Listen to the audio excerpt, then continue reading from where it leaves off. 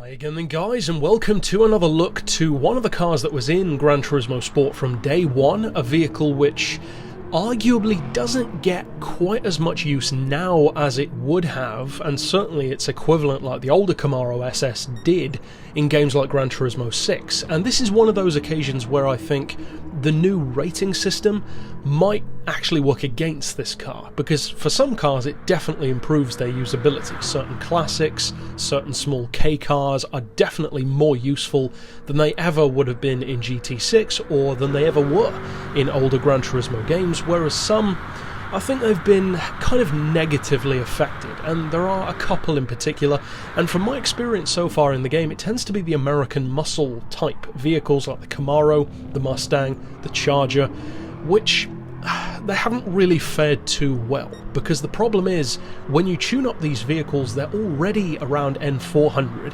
at best. Of course the Charger is way higher, and then you're taking them up against cars with, yes, a similar amount of power, but more often than not they're much more track-focused rivals with significantly lower weight, sometimes more downforce, stuff like Porsche GT3s.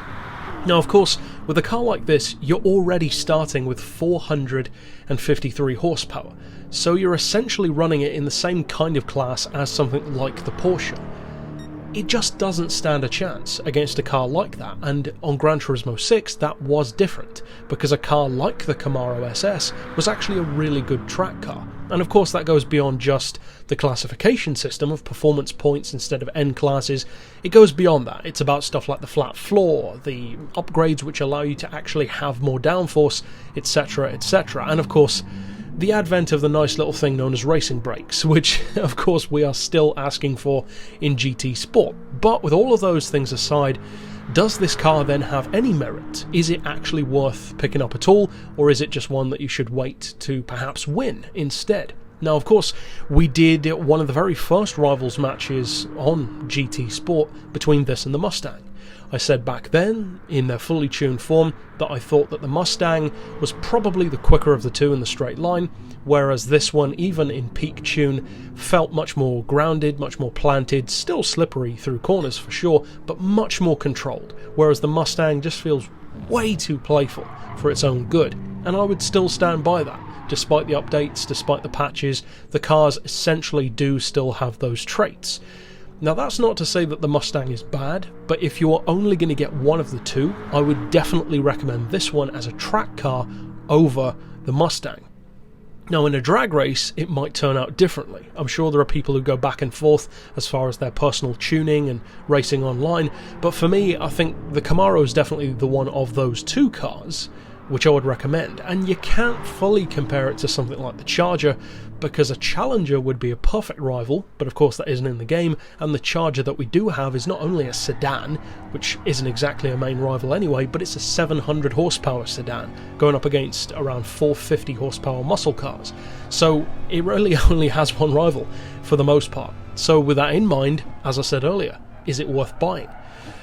Well, yes and no, and I feel like I say that about a few cars, but the reason why I would say that in this particular occasion is because even more so than the Mustang, it does have some use.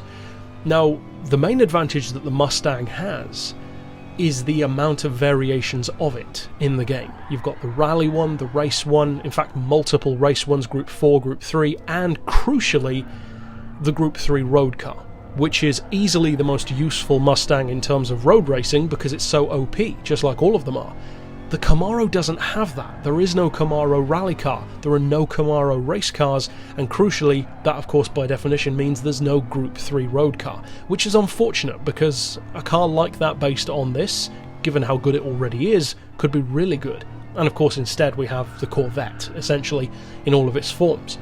I think that's a shame, because the Camaro feels a little bit underserved compared to something like the Mustang, but of the two I would still recommend buying this one overall. Now the price tag is only 35 grand, which means that if you're looking for big numbers for a low price, bang for buck if you will, it's great. As you can see from the video, tune it up, you can easily take it over 200 miles per hour, which again for a muscle car certainly ain't bad, but it always comes back down to that issue of actually getting the kind of use out of it as a track car, because that's this kind of game now. You can't take stuff like muscle cars down Route X or Route 7, where they would have had a great time before, or even around some of the tracks that they would have been dominant on, like Laguna Seca. The Camaro was always great around there, so was the Charger and the Challenger. Now, that isn't in the game, at least for the most part. So all in all, I would say that the Camaro, or the Mustang by extension, are kind of down to you. And although, at the end of the day, obviously it's your choice as to whether or not you buy any of the cars in the game, I think that with the muscle cars, for the moment, due to the lack of rivalry, the lack of really focused in career mode stuff for these kind of cars, and also just the way the structure of the game currently works, it's not ideal for cars like this.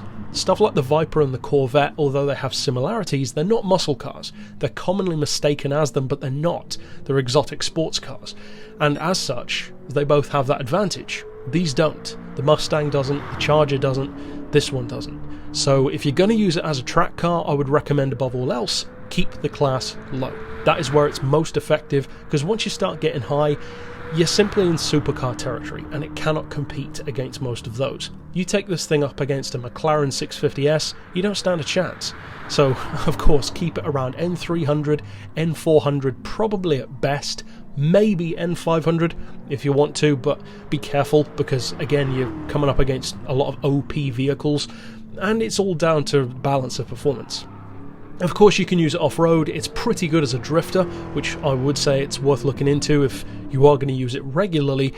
So really, the reason why I say it's down to you above all else is because with most cars, it would be pretty clear-cut. Because a car like this, I would usually recommend just waiting to win, because you don't get enough use out of it. At least most people. But the reason why I would say that I'm not going to fully go that far is because it is so cheap.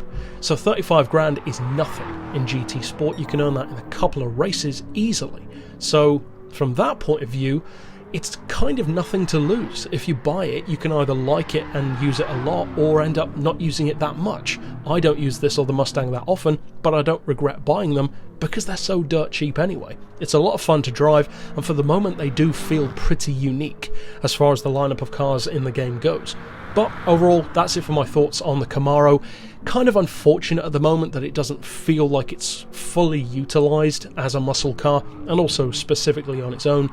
But yeah, that's my thoughts on the Camaro. But overall, that's it for this particular pick. Of course, I'll see you guys next time, and for now, as always, thanks for watching.